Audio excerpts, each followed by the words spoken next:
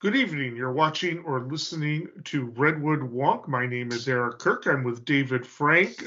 We are talking national political news of the day, and we are going to first discuss the possibly pending UPS strike. We have not had a strike of UPS since 1997. Before that, I believe there was one in 1992. The Teamsters are the union. This is not, of course, the Teamsters of old that was associated simply with trucks, but a reformed Teamsters union. I will disclose that I used to work for UPS. I was a Teamster. I believe Dave was too. He can talk about his experience a little bit. I don't want to go too far into that, but I was a truck loader working the graveyard shift 3 hours a night. And my experiences, we don't have time to go into it, but I had a little bit of experience with a two-tiered wage system that they are fighting to get rid of. I believe in the interim negotiations that UPS, the company, has agreed to get rid of it. But basically, the Teamsters union was a very bad union when I was working there. They just negotiated a wage cut of my position from $14 an hour to $8 an hour. And the people who were working for $14 an hour were told not to tell the newbies, such as myself. And that was a two-tiered wage system. We were doing the same work for a huge difference. And there was a little bit of that. But they're fighting for other things, such as forced overtime pay on your days off, and also fighting to have the Martin Luther King holiday, so that either you're not working or that you get paid a double time on that holiday. They've reached agreement on a number of points, but they are also fighting for wages for part-time employees, which I believe would have been me.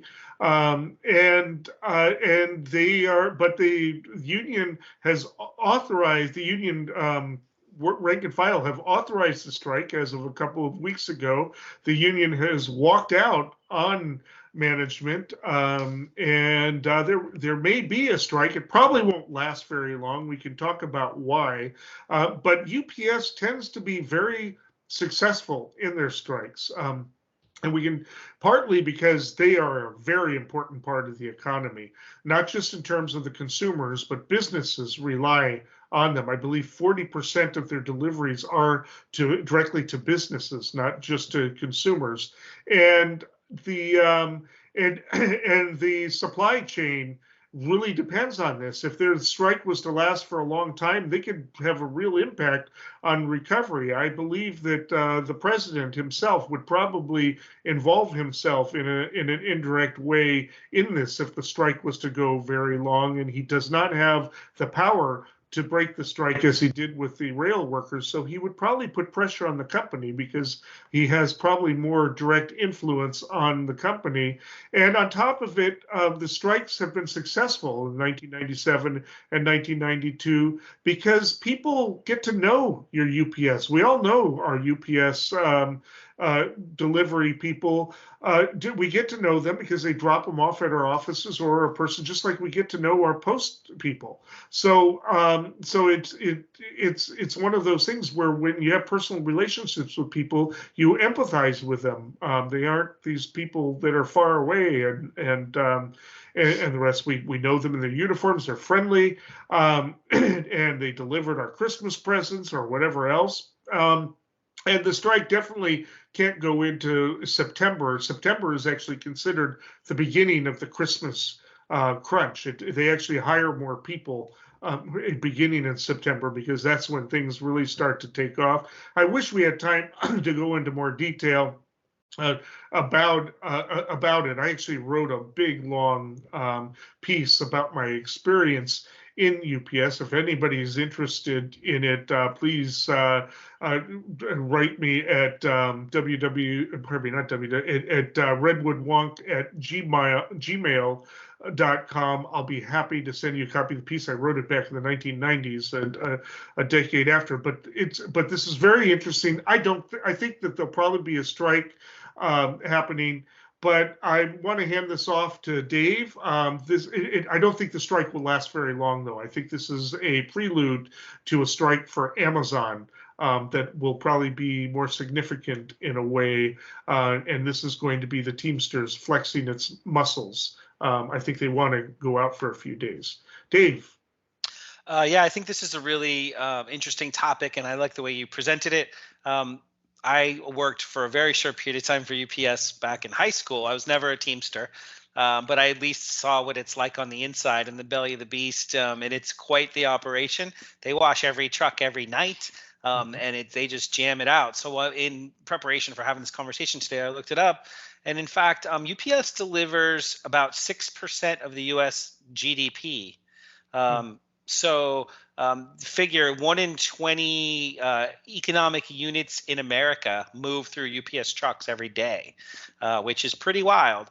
It's about 340,000 union members, Teamsters at UPS. Yes. And so that's the sector. The courier messenger sector is a little over 1.1 million people. So they're about a third. This company and this union have been contracted together for 100 years. So this is actually a pretty significant institution in the country. And so it's like, well, what's at play here, really? I watched a video put out by the CEO talking about how great the company is, how profitable they are, and how they've got no real serious concerns about the new contracts. But I also watched a bunch of videos from other angles, and so union representatives, drivers, analysts. And the main rub here, like the moral high ground, so to speak, is that during COVID, when people were staying home, frontline workers should have been pretty highly valued. UPS workers didn't get any kind of danger pay or hazard pay. There was a gift of, I think it was like a 10-day paid vacation that they could use one time in their tenure. So that's not that small, but it's not huge either. So then the question is like, well, why are they, these workers were COVID frontline workers. They were people who were, important to getting through the last few years. And you see that they're working in trucks that are 120 degrees, no air conditioning, no fans. I actually didn't know that until I saw a driver. I was in Florida. Driver dropped off a package at our house, and he looked like he just came out of a sauna. Mm-hmm. And I said, "You drive with the doors open, I hope." And he was like, "It doesn't help, He's like, "No fan, no air conditioning." And then it turns out that was one of the big deals for UPS had to concede in this labor issue, that all new trucks are gonna have air conditioning, all old trucks are gonna get retrofitted with fans, because it was a serious health issue, obviously. So there's some low-lying fruit that I think the company has already agreed to. But from the labor perspective, it sounds like a strike is inevitable. Labor's saying we want it all the things. And we could talk more about what those things are.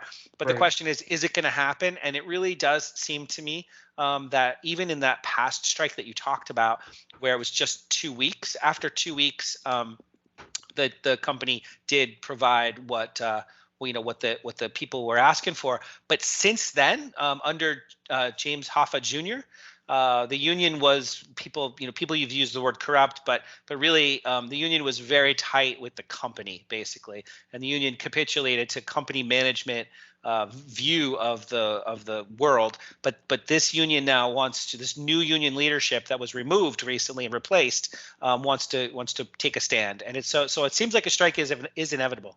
And this is, I want to briefly give a little history of the Teamsters. The Teamsters actually struck way back in 1902, and the longshoremen actually walked out in their favor.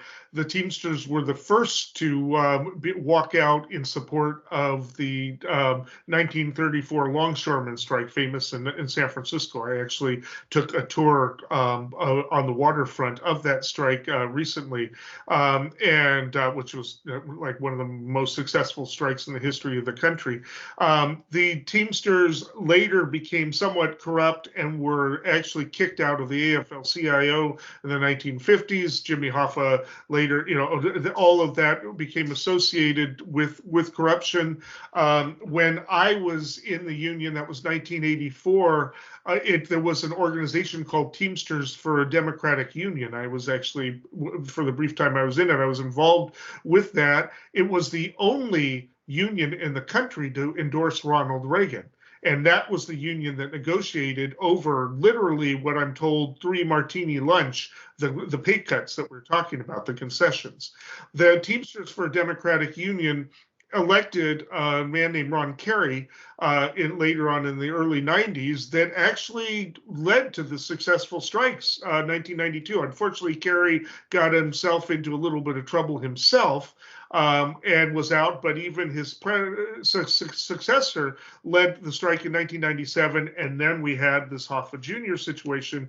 Now we're back. The pendulum has swung back towards reformers and actual unionists, and it's just the Teamsters, the history back and forth between kind of the conservative to the more radical unionists. But there is a revival of the labor union movement over the past few years, and the Teamsters are caught up in it, and they want to use this as a show of force for organizing Amazon, which there's been a lot of labor organizing around Amazon, including the one in New York City, which was successful by people who had never organized before. And so this is a movement into an area that hasn't happened before. I believe only one plant in Amazon is really organized union-wise, and that is that famous one in New York. They want to use this as a show of force. You can't really have sympathy strikes except under very limited circumstances since the Taft Law was passed after the Oakland strike. But this is kind of a form of it, and I think that even though they're getting most of what they want, I think that the Teamsters want to have a little bit of a show of force here. And like I said, the UPS is about as essential to the economy as the post office itself. And they're going to show that. We'll see. Maybe at the last minute, UPS will just cave to everything, and then, as a matter of politics, the union, they can't come up with more demands. But they're in a definite advantage here because the company has pretty much given almost everything, and the concessions that they're demanding are probably, the company's probably just going to, they've got the company over a barrel. I mean, it's just that's the way it is. This is a very strong union right now, and will be stronger when this is done. So I agree in principle with just about everything you said, but listening to some of these union organizers, what their detailed espousement of the situation, I think that there's going to be some sympathy in the ear of the president. Once they are on strike, there's not enough overflow capacity in between FedEx, UPS, Amazon. They think that about 25% of UPS's volume could be picked up by other couriers. So and UPS makes about $170 million a day. So the company doesn't want to lose that money, and the country doesn't want to have that kind of problem. So when the company is telling the president at some point, hey, we're going to need some help here, if it comes to that, chances are that there's going to be, like you said, there's going to be some they'll meet halfway. But realistically, one of the areas that I think is still open for debate, and you would ask, like, well, what's going to be the impact to the country, is really the company sat down and said, we need some, years ago, we need some flexibility here. There's peaks and valleys. We need a core group of full-time people with some contingent labor that works part-time. And then they split the seniority, where not only do they have full-time and part-time, but they have people before, I think, 2018 and people after 2018. So if you're before 2018, you keep your full-time benefits. You're in a good place in terms of getting your hours like a normal 9-to-5 job. But other people have mandatory overtime. They have what amounts to split schedules, where they're working like 3 in the morning and then 9 p.m. and so they don't have a normal day. I think that flexible workforce that's considered maybe essential to a company like UPS, they're going to need to do a little bit more family friendly policies, without actually giving up the whole set of things that they've already sort of strong-armed the union for. So if they give a little bit of pay here and they give a little bit less flexibility there, require a little bit less flexibility there, I think that's the golden ticket here for resolving this without a prolonged, highly damaging strike. The issue is really the Christmas crowd, the people they hire in September and let go in January. There's a whole contingent there because that is probably, it might even be more than half of the business is during those months. So what do you do about them? No, those tend to be students and people that they hire for that. They actually probably do most of the hiring in July and August, and then let them go in January and February. But that's it is, what do you do with that workforce? Well, they tend to hire them young. And they tend to be college or high school students, and people who aren't looking to make a career of it anyway, and so they're not looking for seniority and the rest. They allow them to have beards. I was told when I was doing my work that if I ever wanted to drive a truck, I would have to shave the beard. You're not allowed to have that. That was just they were telling me that. So anyway.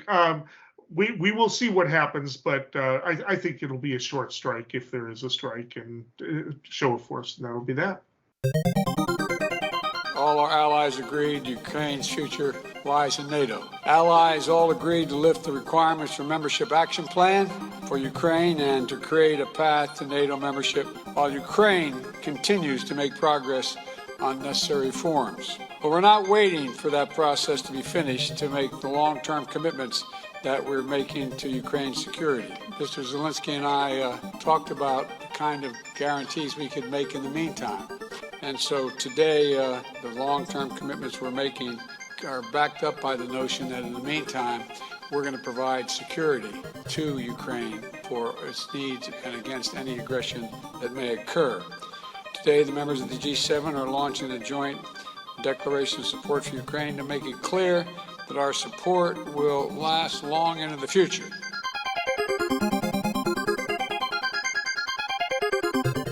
Okay, Biden is in Europe. He is there mostly on Ukraine business, but he is on a tour through Europe on the heels of having agreed to send cluster bombs to Ukraine. This is a bit of a controversy, including with me, by the way. I support Ukraine. I support, sending Ukraine the weapons it needs. Apparently, a lot of military people feel this is kind of necessary. This will provide a strategic advantage to Ukraine's military. I've felt since I first heard about these things when Israel was actually using them on the West Bank that this is a weapon that should not even exist. It had been banned. Something like 2/3 of NATO allies don't have them. They are actually been calls to ban them internationally. These are, of course, bombs they're called cluster because they're sent out as a whole bunch of them at once, and then they explode and send munitions all over the place, and a bunch of them don't explode, some of them for years, and they kill people. They go off in fields for years to come, kind of like landmines, and of course children are killed, but other people as well. Supposedly they're not as dangerous as they used to be. Fewer people in the future will be killed, but it's a controversy. Canada is against this, for instance, and it threatens to put. And I'm not saying it's going to jeopardize the coalition, but it is putting some strain on it. So he is over there trying to put some type of face on it. But of course, Zelensky wants him because he wants whatever he can to fight Russia, and apparently this might have some effect on the to make their counteroffensive more effective. He's also over there talking about trying to get Sweden into NATO. Finland was let into NATO in April, but the entry of Sweden has been delayed largely because of political game playing by Turkey and some type of reactionary opposition coming from Hungary. It requires unanimity of all of the NATO powers. Hungary, of course, is a very right-wing government that its commitment to the coalition against Russia is sometimes even in question, and allowing a country like Sweden into NATO, there's a lot of politics there. There are other things going on there, but they are having meetings there. He's been on tour through England.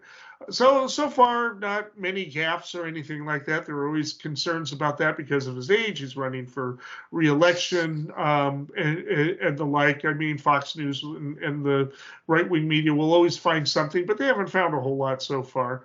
A few things, but that's just going to be the narrative. But other than that, he is there. This is the story. I think the biggest story is the cluster bomb. He's meeting with King Charles and Sunak and the rest over. But his job there is to keep the Ukraine coalition intact and show that he is the leader of the free world, as the president is often designated. But the cluster bomb, that's a very controversial decision, and as well it should be. So thanks for that setup. I think that really frames the situation well, as usual. Here, I think there's two big takeaways. One is kind of the existential necessity for these weapons from the perspective of the U.S. military, and also the moral failing of continuing to rely on these weapons for strength. So those are the two big sides here.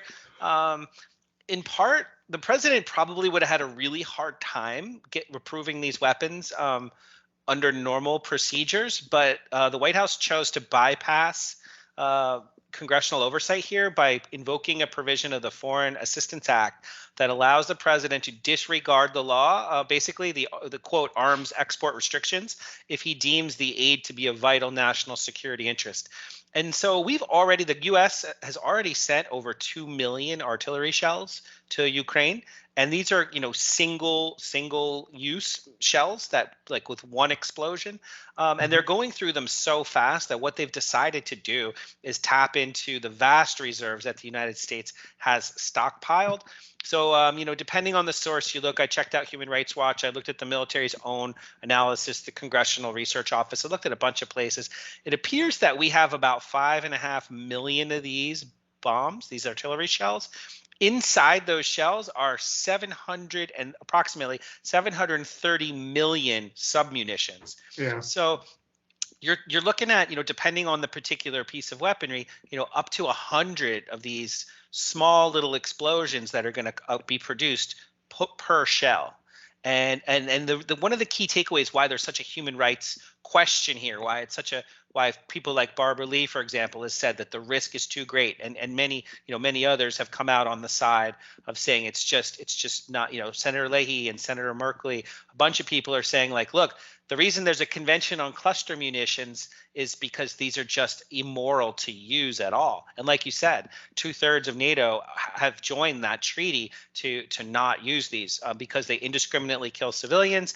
They severely it's a severe and lingering risk to non-combatants, and it's very costly to clean them up.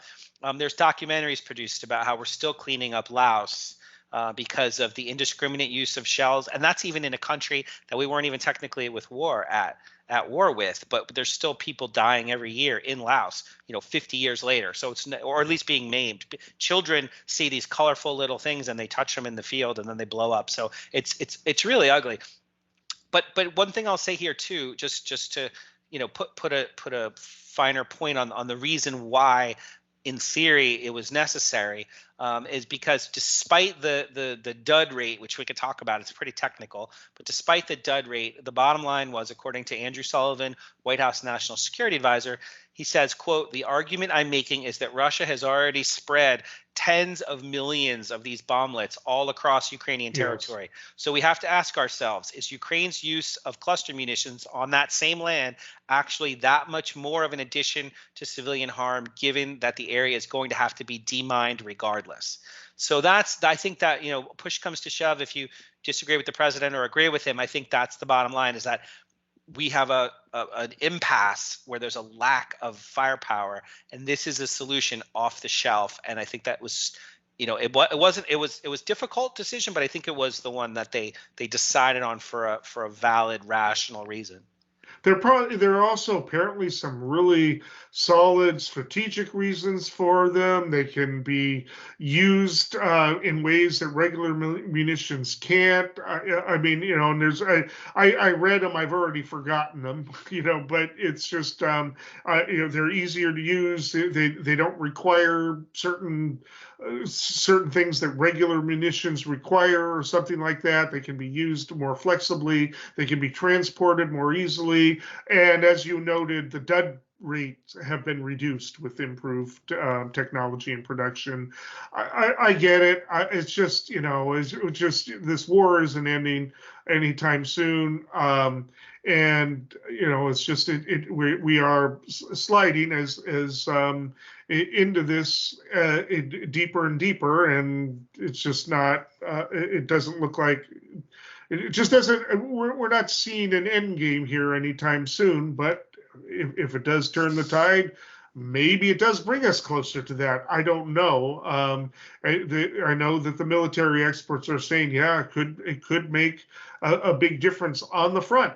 I'd like to have more details about that, but I'm just afraid that it's just more civilian death, in short run and long run. Maybe more Russians are killed. Does it really make a bigger difference strategically in terms of how, as to whether or not it's going to end the war sooner? I don't know. It's just, but it's just depressing at this point, and but here we are. So there's a couple questions. I know we have a little bit of time left here. You mentioned two things. Like, one is a sort of a tactical benefit in theory. Is it there? And then two is like, are they really that much more efficient and effective than alternatives? And with respect to unexpected or unnecessary casualties and what people call collateral damage, right? So these things spread out, just so people know, they spread out over an area that is like, I've heard the quote, and it depends on the weapon, of course, but it's like around 7 or 8 acres of territory per unit. And we're talking about, again, there are millions of them available. And in fact, our count of the weapons that we have deployed, there's a separate program that the United States has called the War Reserve Stocks for Allies program. These weapons are already staged all across Europe, Japan, and Korea. And it's a deterrent effect to a large manpower army like China that we can, with a single weapon, we could take out 8 acres of people. And tanks and armored vehicles, or in this case, these, a 600-kilometer border, Ukraine and Russia, you can really effectively hit these trenches. I saw a couple of different presentations of how the Ukrainian advancement is not living up to expectation yet, and in part it's because the Russians are so dug in. There's like multiple layers and multiple lines of defense that are very, very hard. The United States leadership has even said Ukraine hasn't even taken large numbers of tanks and even tried yet because there's no soft spots yet. So there's an impasse. and these are the types of weapons that are designed to break an impasse. So tactically, I think that there's not a better choice. Technically, that's what people are saying. The other thing, real quick, is this collateral damage problem, and I'm with you. It's heartbreaking, and it really questions the moral high ground the United States. If we ever had it, we are going to give it away pretty quickly here, because there's a little bit of deception here. The U.S. passed a rule that said we're only going to use these things if there's a 1% dud rate. That's our goal, but none of these do that, right? Right. So when studies are done, they say, oh, maybe officially it's 2 to 6% failure rate, but like there are studies out there that say 16, approximately 14%. But when you look at Iraq, it's 16 to 23% failure rate. So we're talking about all things being equal, potentially hundreds of thousands or millions of people that are going to end up as collateral damage. And that is a really tough pill to swallow. And I've looked and tried to find, but supposedly the United States has agreed not to use it in urban areas since then. I've looked, I haven't been able to find whether or not, as a condition of using these, that Ukraine has agreed not to use it in urban areas. I can't find that. Now, I think I imagine they probably won't, because they're going to be living in those urban areas if they win. I assume this is mostly for the rural area battlefront. So not to interrupt you, but their foreign minister said they're only going to use it in battlefield scenarios, no urban areas. And also there's the idea that Ukraine is also committed to only using it to defend Ukraine. So they're promised not to project. So when you combine the new weapons they're getting from Europe, the new weapons they're getting from the United States that all have longer distance capacity, it changes the battlefield ultimately. And the promise is in place not to harm Russians on Russian soil, and also not to do these types of attacks in populated urban areas.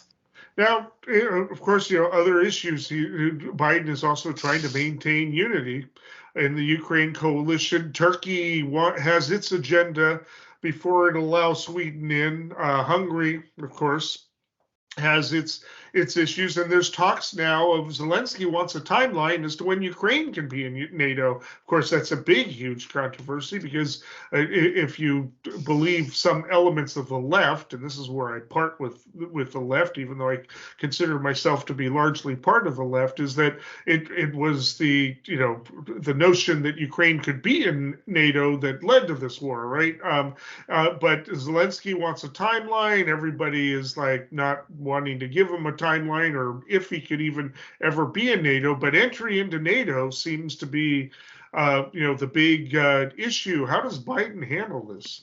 So I'm glad. I know we don't have a lot of time, but I think this is really the key takeaway from this NATO summit. Somehow, some way, Biden threaded the needle. The White House, the administration, the foreign policy leadership, they threaded the needle here. They did get Turkey, the F-16 promise. They did get Sweden in. So Finland and Sweden are in. And they came up with language that is palatable to all NATO members, that Ukraine will be fast-tracked. Rather than needing a full formal plan, really the criteria is they need a peace settlement with Russia. Once Ukraine has a peace, even a ceasefire, once Ukraine has a ceasefire with Russia and the war's over, then they're talking about really getting them into NATO quickly. It comes down to what you said. It's a logical tautology. If the West lets Ukraine into NATO now, then it's officially World War III from that second forward, because Russia is a belligerent with Ukraine. We would all be belligerent with Russia. Yeah, Ukraine is a belligerent with Russia, and then we'd all immediately be at war with Russia. So that's a non-starter. So they can't possibly be admitted. But that's until there's some pause in the conflict. But that said, and I thought this was a great example. West Germany was a founding member of NATO when half of its territory was occupied by Russia, East Germany. So NATO existed when Russia was divided, and so that same logical sort of loophole could allow the allies to absorb Western Ukraine into NATO, while Eastern Ukraine and Southern Ukraine is still in question. All right. Well, we'll see what happens, but we'll need to We need to move on to the next topic, but we will see what comes of this. It appears to be holding on.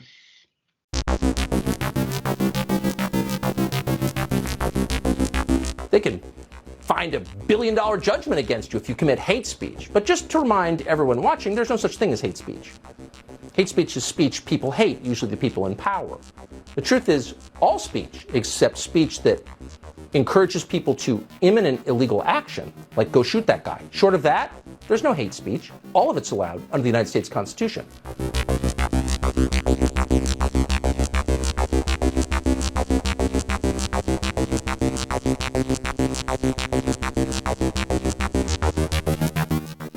Okay, white nationalism. Tuberville, Senator Tuberville, gave a very interesting interview the other night. He told Collins on, was it Fox News? CNN. CNN, pardon me. He was being asked about whether or not white nationalists should be allowed in the military. And I'm just going to take a few quotes from his interview. And I think maybe he doesn't really understand what white nationalism is. And maybe white nationalism is a little bit of a vague concept for a lot of people. But this is his response. I'm totally against anything to do with racism. But the thing about being a white nationalist is just a cover word for the Democrats now, where they can use it, try to make people mad across the country. Identity politics. I'm totally against that. But I'm for the American people. I'm for military. I'm for Christian, conservatives, Democrats, whoever wants to be in the military to fight for the country, to protect this country. That's what it's all about. And the interview went on, and Collins says, just to be clear, you agree that white nationalists should not be serving in the U.S. military? Is that what you're saying? Tuberville, if you think that a white nationalist is racist, I agree with that. I would agree that they shouldn't. And Collins says, but a white nationalist is someone who believes that the white race is superior to other races. Tuberville, well, that's some people's opinion. And I don't think, I mean, a lot, and then there's a little bit of an exchange, and Tuberville says, my opinion of a white nationalist, if somebody wants to call them a white nationalist, to me, is an American. It's an American. Now, if that white nationalist is a racist, I'm totally against anything they want to do because I'm 110% against racism. But I want somebody that's in our military, that's strong, that believes in this country, that's an American, that will fight along anybody, whether it's a man, woman, black, white, red, it doesn't make any difference.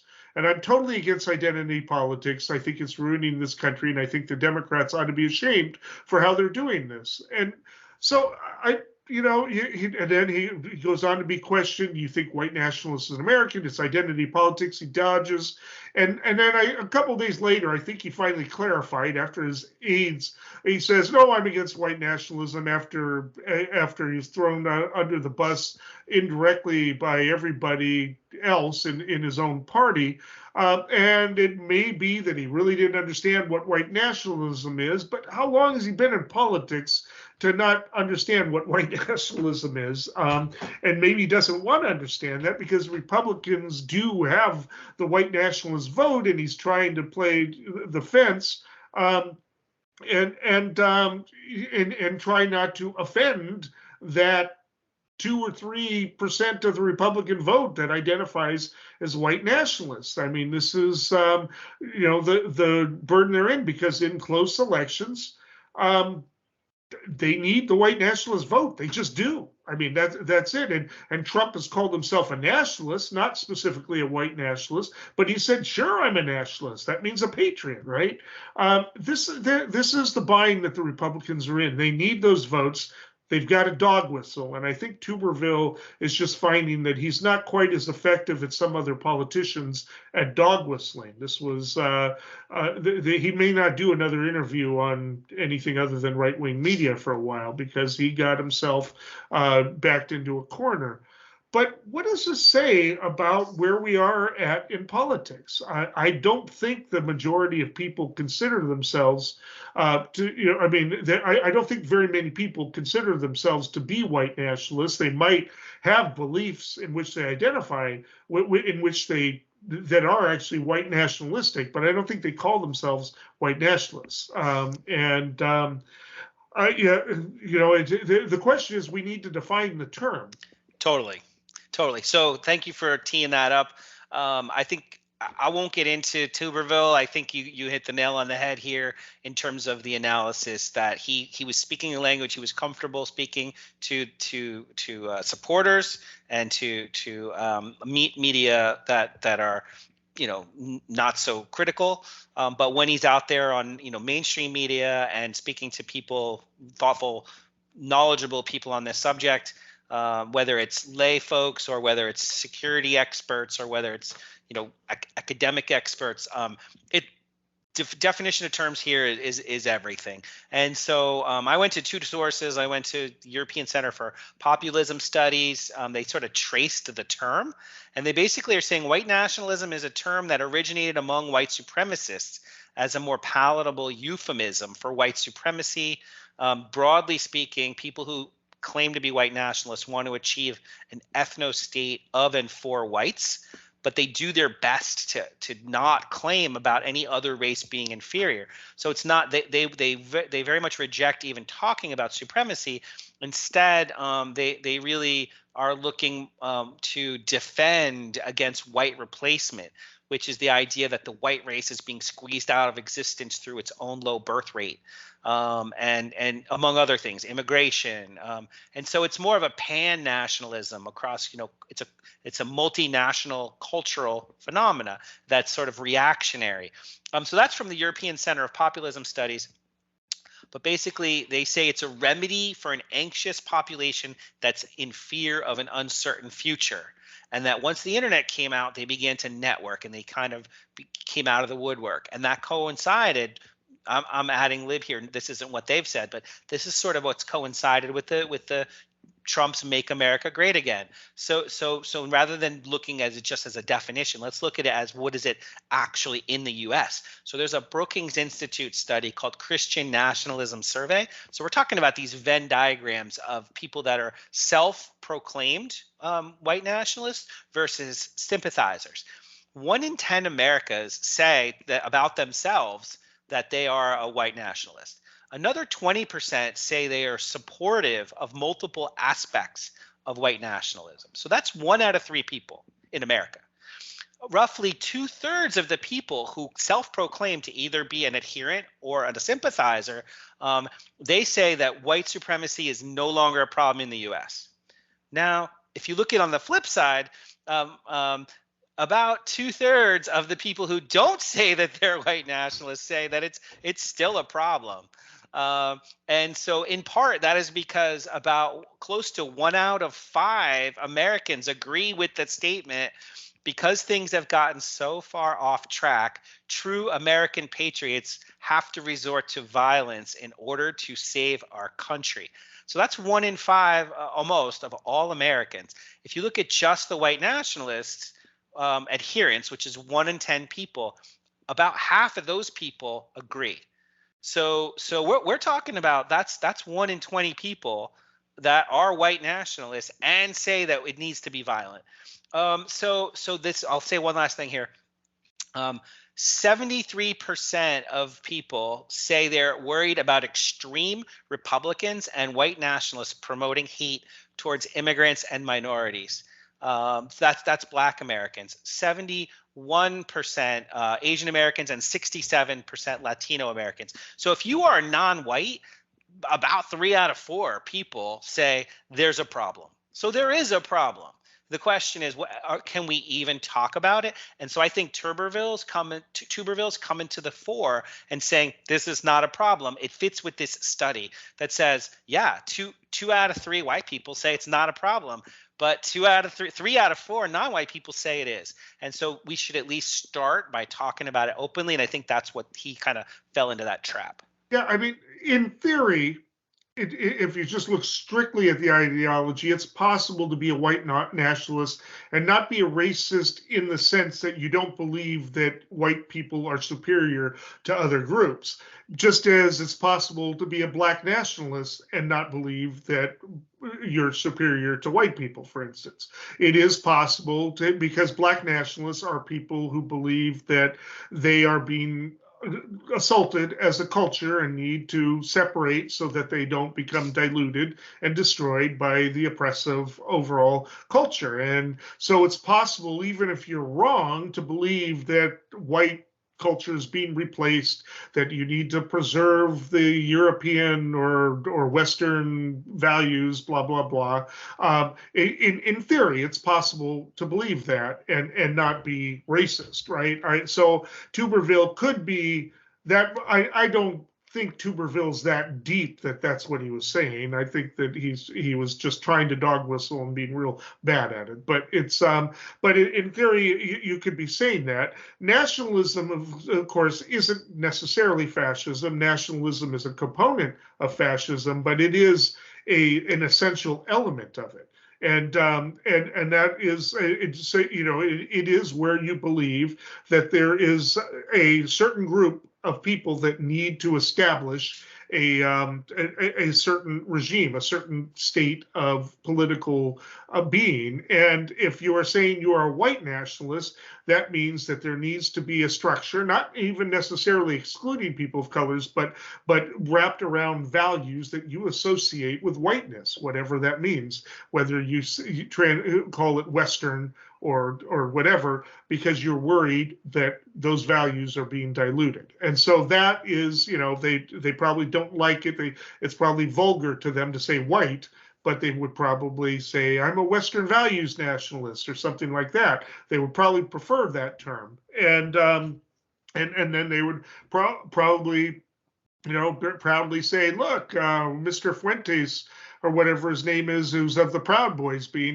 he's not white, right? So he can't be, right? So they would, this is the jam that they're in. But nationalism is a component of authoritarianism. It doesn't have to be the authoritarian of itself. It's just a component of political authoritarianism. I guess you could be in, Trotskyism can be, there's international authoritarianism as well, but in political movements, it tends to be that. So it needs to really be examined. If you're a political figure and you are catering to any group that calls itself nationalist, you need to really they need to really explain that and not be dodging and that. I mean, I'm on the left, and I do think that leftists need to explain if they're going to cater to black nationalism, because yes, it's understandable that people would be in that movement, but it's kind of a dangerous movement.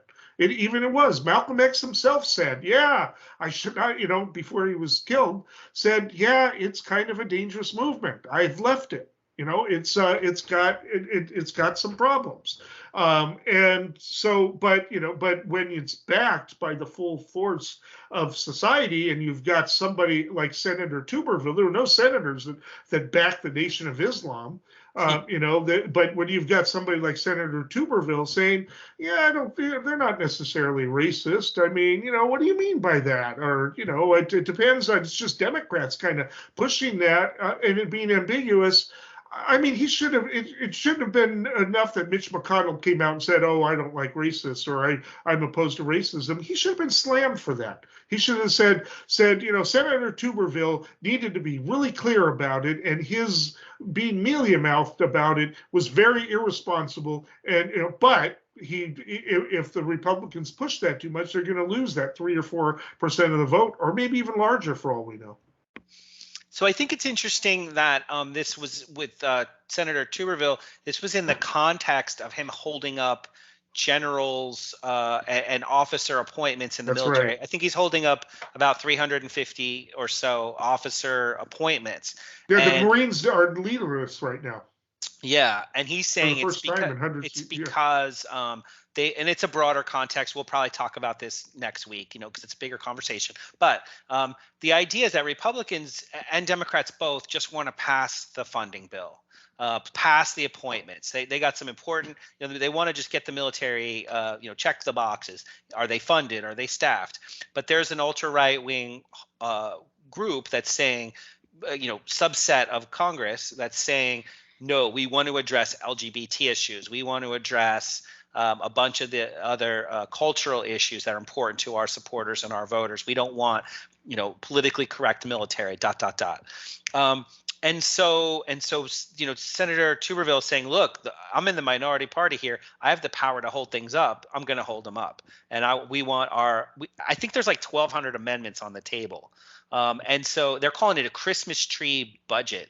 Like the fact that they're going to be able to say, oh, we have 1,200 amendments we want to hang on this bill for our constituents. It turns out the Republicans actually ran against having that type of process. They even, when they were trying to determine if McCarthy was going to be the head of the House, they were saying, well, we don't want him to we don't want budgets to have all this extra stuff piled on. We want clean bills. But now, because they have the capacity to grandstand here, give them, reinforce enthusiasm of the base by keying on LGBT issues, et cetera, in the military, that's what they're doing. But with respect to white nationalism, both Senator Schumer and Senator McConnell, so the head of the Republicans and the head of the Democrats, also Senator John Thune, the Republican whip, so the number 2 in the Senate. He's on the Republican side. He's saying, like, he's supporting Senator Tim Scott for president, who's a black senator from South Carolina. And he's saying, look, there's no place in this party and there's no place in the military for white nationalists. Like, he's understanding that the media uses the terms interchangeably between white nationalists and white supremacists. They're not academics. They're not scholars. No one's out there, defining these terms with a fine-tooth comb for the argument's sake of analyzing society's prejudices and biases and bigotry. This is like raw politics. And do we want racists in the military side by side with our diversity of that make the things that makes us most strong? And they're saying no. But so reading the room, I think that Tuberville is kind of on the outside looking in for people that are a little loosey goosey with catering to that base that they think is so essential for having Trump get reelected. Definitely. Again, because the elections have been so close, not just in nationally, but for the Senate, they need this vote. They need. We have to say the Republicans need the white nationalist vote. They need it. And so how do they not alienate them? But how do they not lose other voters at the same time? Tuberville obviously was not able to walk that tightrope. Eeny, meeny, chili beanie, the spirits are about to speak. Are they friendly spirits? Friendly? Just listen. Okay, this brings us to our predictions. Dave, what do you have? So third-party candidates face the criticism that they are disruptive to the presidential election process. Think Green candidates like Ralph Nader in 2000 and Jill Stein in 2016, and now Dr. Cornel West during this cycle. Yet in a recent poll, nearly half of all adults say they're open to voting for a third party. So there are rumors that No Labels, which is a nonpartisan center-right coalition that includes Senator Joe Manchin from West Virginia, that they might field him as a third-party candidate willing to challenge President Biden. It turns out that my prediction is that he will not actually run as a third-party candidate because he knows he does not have a real chance of winning the presidency, and therefore he would gain no benefit from this national exposure like other candidates. In fact, his political future is much more likely to remain at home in West Virginia.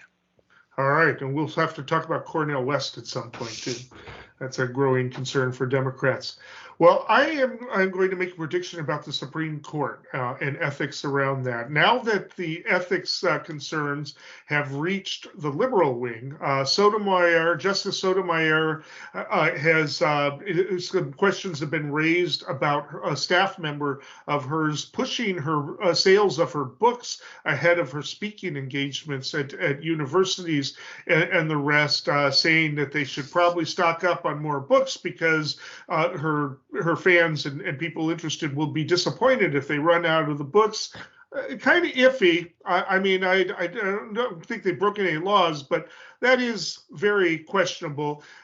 Did Sotomayor actually ask the staff member to do that? We don't know, but the fact of the matter is there are questions, and there is no oversight committee to ask those questions. But the fact that now that the ethics questions have expanded to the liberal wing. My prediction is that Justice Roberts may be now more open to some scrutiny and may be open to some dialogue with the Judiciary Committee and Congress as to establishing at least some informal ethics protocols, and he will lessen his resistance based on what he's been saying is that it violated the separation of powers. We'll see, but that's my hope anyway. That wraps up this show. Until next time, stay informed and stay engaged.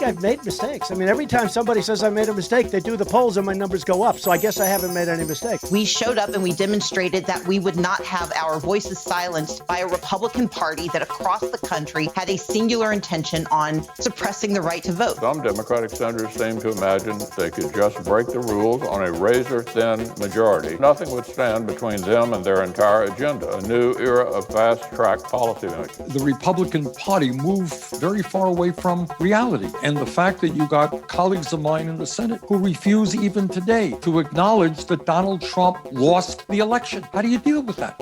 Joe Biden is the president we need right now. Battle-tested, forward-looking, honest and authentic.